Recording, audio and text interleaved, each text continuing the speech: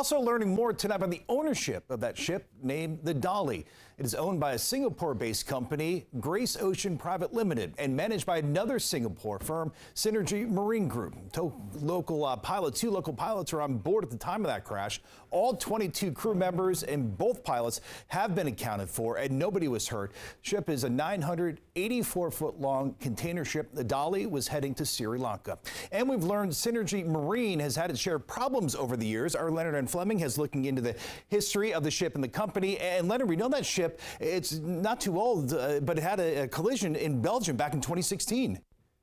That's exactly right. Both Synergy Marine and Grace Ocean Private Ltd. have been sued in federal court for allegations of negligence and worker injuries. And the companies are now facing even more scrutiny given Tuesday's early morning bridge collapse.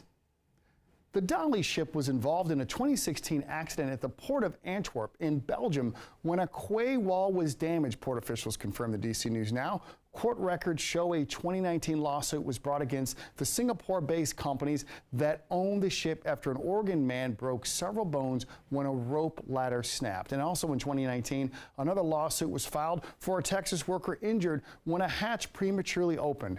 And a longshoreman in Georgia sued in 2021 when a handrail collapsed. 3 of the 4 lawsuits were settled out of court while one of the cases was dismissed, according to records. And so far, Maryland officials are still calling the bridge collapse an accident. Reporting from the studio, Leonard and Fleming, DC News Now. Back to you. All right, Leonard, thanks. Of course, we'll be following the story on air and online all night and really in the days and weeks to come. For the most updated information when we're not on air, you can go to dcnewsnow.com.